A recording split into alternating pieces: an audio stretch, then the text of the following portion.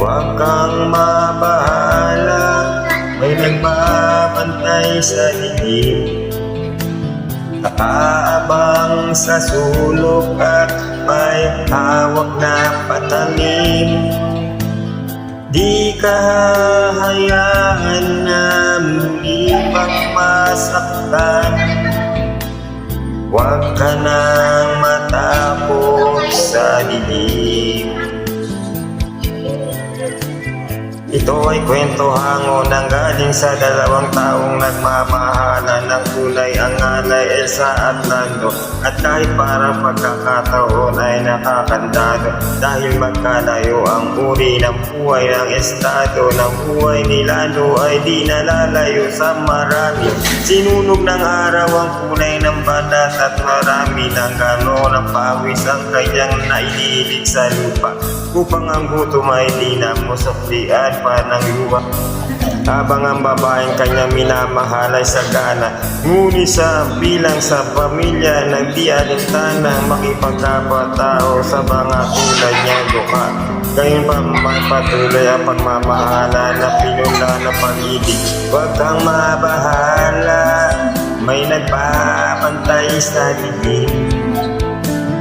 Nakaabang sa sulok at may hawak na patalim. Di ka hahayaan na hindi pang masaktan.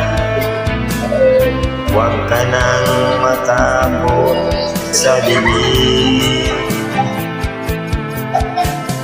Kahit na ano mang bagay ang pilit na ihadlang, at sino man ay walang makakapigil sa paghakbang ng mga paa na ang nais ay marating ang ligaya.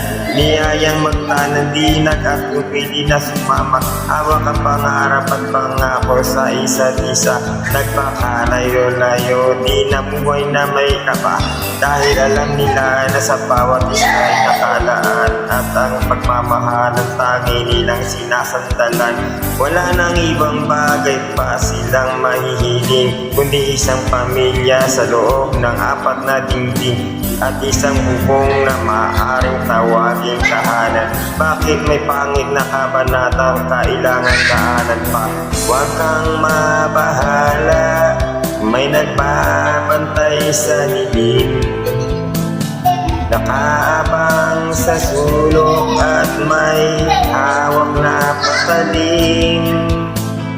Di ka hahayaan na muli pang masaktan. Huwag ka nang matakot sa dilim. Isang gabi ng Huwebes, lumubog na ang araw. Doon tayo magkita, pasalubong ko'y siopaw, upang ating paghatian pagdating ng hapunan.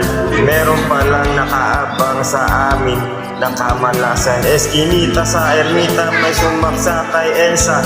Sa tagiliran isang makalawang na lanseta, ang gamit pang makuha lang ang kanyang pitaka. Kami mahirap lamang, bakit di na siya naawa? Hindi ko naabutang buhay ang aking mahal, at hanggang sa huling hantungan ay nagdarasal.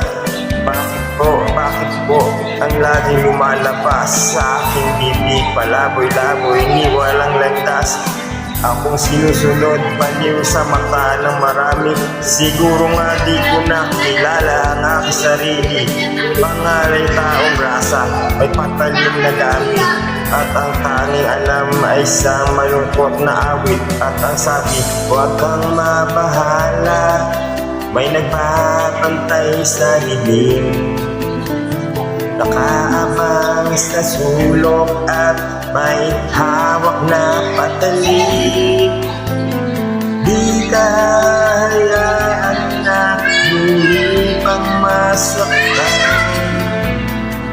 Huwag ka nang matakot sa dilim. Huwag ka nang matakot sa dilim.